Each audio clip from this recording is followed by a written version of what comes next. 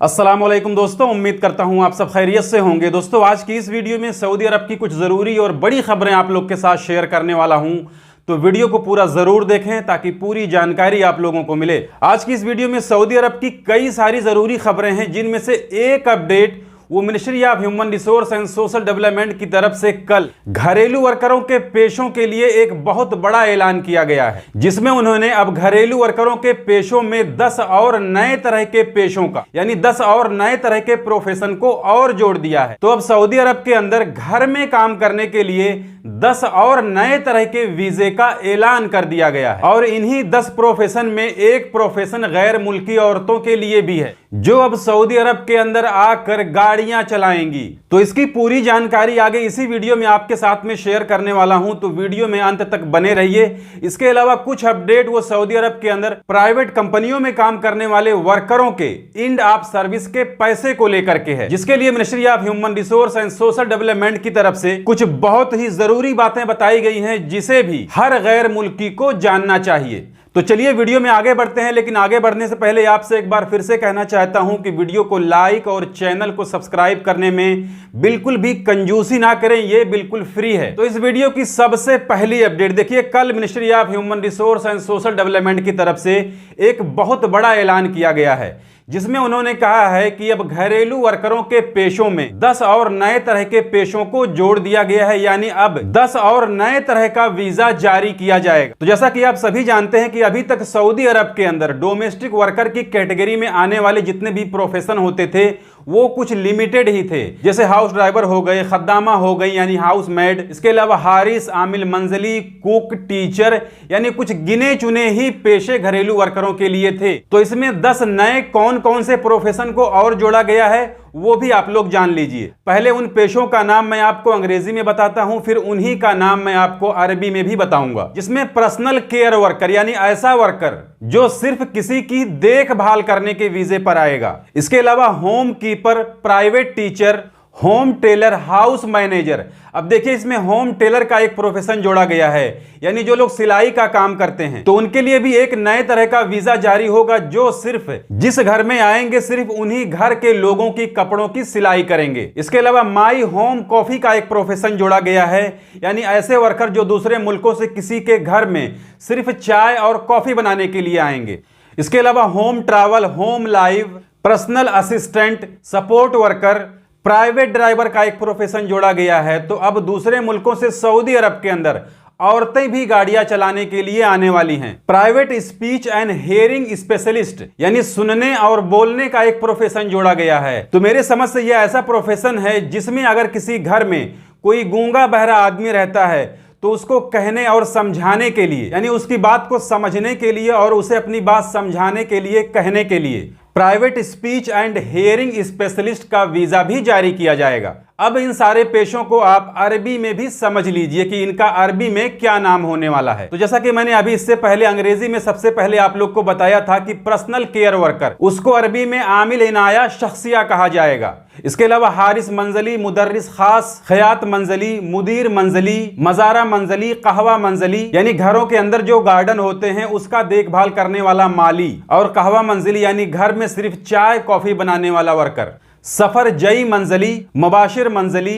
अखसाई, नुतक व समा खास यानी जो मैंने अभी आपको आखिर में बताया है कि गूंगे बहरों को अपनी बात कहने और उनकी बात समझने वाला एक स्पेशलिस्ट वीजा भी जारी किया जाएगा। मुसाद शख्सी यानी पर्सनल सपोर्ट जिसे कहते हैं, आमिल मसानद, साई खास। तो अब साई खास में तो ऑलरेडी सऊदी अरब के अंदर हजारों लाखों लोग काम कर रहे हैं, तो ये किस साई खास की बात की जा रही है जिसे नया बताया जा रहा है? तो इसके लिए कहा जा रहा है कि अब सऊदी अरब के अंदर दूसरे मुल्कों से साई खास के वीजे पर औरतें भी काम करने के लिए आने वाली हैं। तो ये कुछ नए प्रोफेशन को घरेलू वर्करों के कैटेगरी में और जोड़ दिया गया है, जिस पर दूसरे मुल्कों से लोग आकर अब घरेलू वर्कर के तौर पर काम कर सकते हैं। इसके अलावा एक अपडेट वो ministry of human resource and social development की तरफ से सऊदी अरब के अंदर प्राइवेट कंपनियों में काम करने वाले वर्करों के एंड ऑफ सर्विस के पैसे को लेकर आई है, जिसमें उन्होंने कहा है कि ये 4 पॉइंट जो बताया जा रहा है ये सरासर गैर कानूनी है। तो अगर कोई कंपनी, कोई कफील इन 4 पॉइंट के हिसाब से अपने वर्कर को एंड ऑफ सर्विस बेनिफिट दे रहा है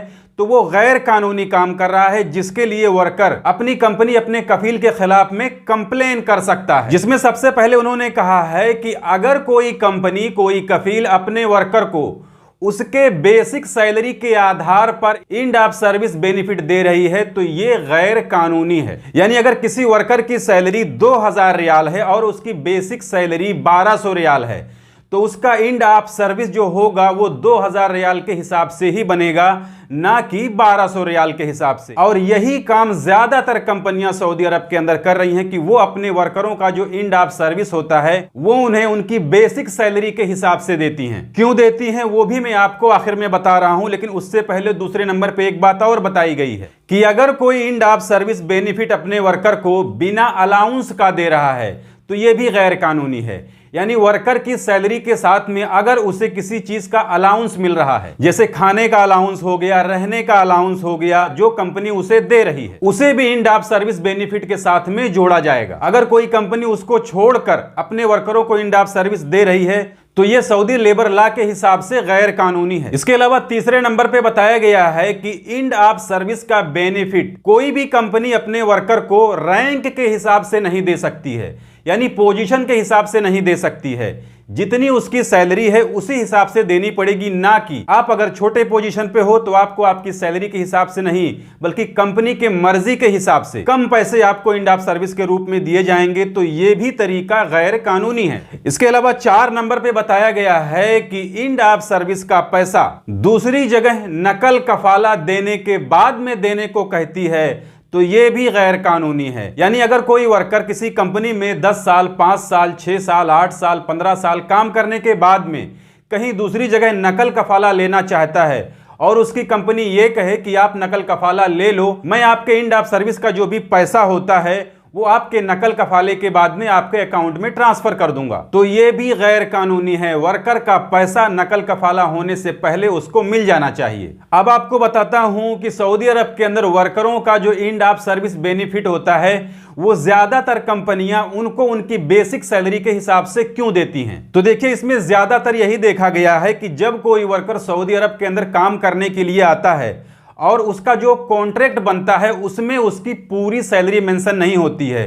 क्यों नहीं होती है वो भी आपको बताता हूं। तो देखिए, सऊदी हुकूमत या दुनिया के ज्यादातर देशों का एक ही नियम कानून है कि किसी भी वर्कर से कोई कंपनी 8 घंटे से ज्यादा काम नहीं करवा सकती है। तो वर्कर का जो कॉन्ट्रैक्ट होता है उसमें उसकी 8 घंटे की ड्यूटी लिखी हुई होती है, लेकिन वर्कर को 12 घंटा, 9 घंटा, 10 घंटा इस तरीके से काम करना पड़ता है, जिसकी सैलरी कंपनी कुछ और देती है, लेकिन उसी सैलरी को घटाकर 8 घंटे की ड्यूटी के हिसाब से उसके कॉन्ट्रैक्ट में मेंशन कर देती है, जो ऑनलाइन क्यूआ वगैरह पर अपडेट रहता है, जिसे हुकूमत की नज़र में यही माना जाता है कि इस वर्कर की सैलरी इतनी ही है। इसे थोड़ा और आसान भाषा में आपको समझाता हूं। मान लो आप सऊदी अरब के अंदर किसी कंपनी में काम करने के लिए आए हैं और उस कंपनी में आपको 12 घंटा ड्यूटी बताई गई है, जिसकी सैलरी आपको 2000 रियाल देने की बात कही गई है, लेकिन कॉन्ट्रैक्ट में 12 घंटा नहीं लिखा जाता है, कॉन्ट्रैक्ट में 8 ही घंटा लिखा जाता है। तो उस 8 घंटे के लिए आपकी सैलरी को 2000 नहीं लिखा जाता है, बल्कि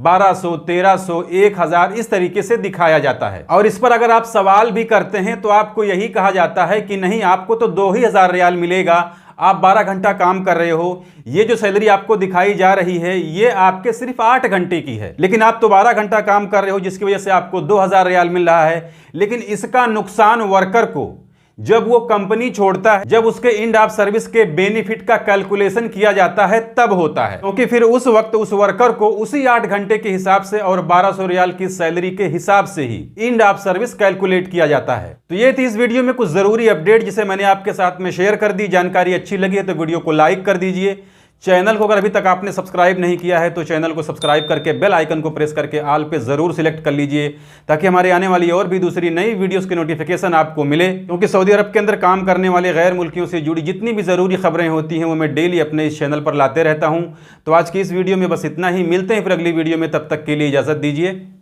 खुदा हाफिज़। गले में दर्द है, वीडियो बनाने में काफ़ी परेशानी हुई है, तो वीडियो को लाइक और चैनल को सब्सक्राइब ज़रूर करके जाना।